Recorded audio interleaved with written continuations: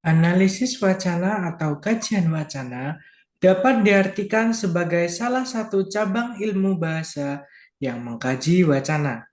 Analisis wacana bertujuan untuk mengungkap struktur wacana, komponen pembentuk wacana, isi wacana, ragam bahasa dalam wacana, ideologi dalam wacana, tindak tutur dalam wacana, gaya bahasa dalam wacana, dan prinsip-prinsip pembangun wacana. Hasil-hasil kajian wacana berguna untuk berbagai kepentingan.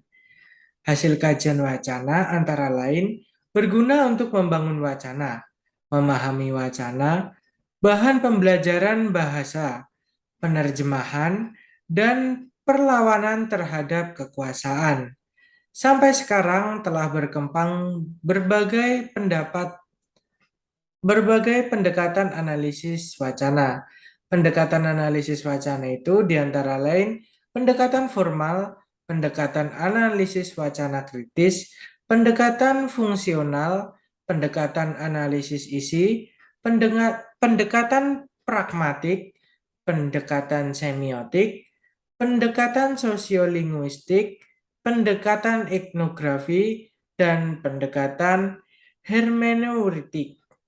Setiap pendekatan memiliki tujuan kajian pada aspek tertentu dan untuk tujuan tertentu juga.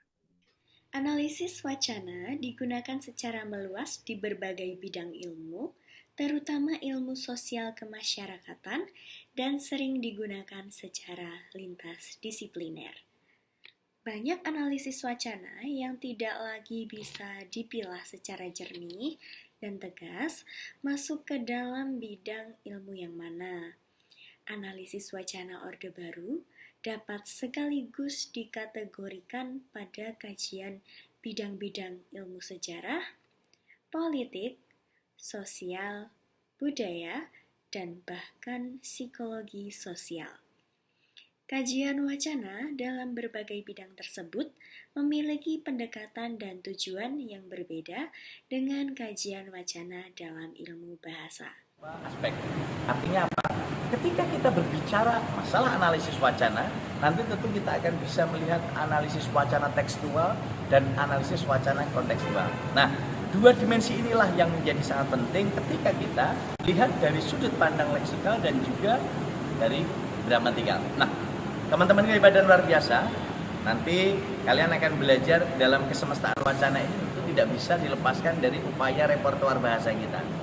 Kalian harus memahami bagaimana berbagai teks, jenis-jenis teks. Nah, jenis-jenis teks itu harus bisa kita lihat bagaimana unsur-unsur leksikalnya, bagaimana unsur-unsur gramatikalnya. Nah, kalau kita lihat, bisa lihat dari analisis wacana tekstual, analisis wacana kontekstual, nanti akan bisa kita lihat bahwa analisis tekstual itu berbasis dimensi struktural, sedangkan analisis kontekstual nanti akan kita bahas berbasis linguistik fungsional.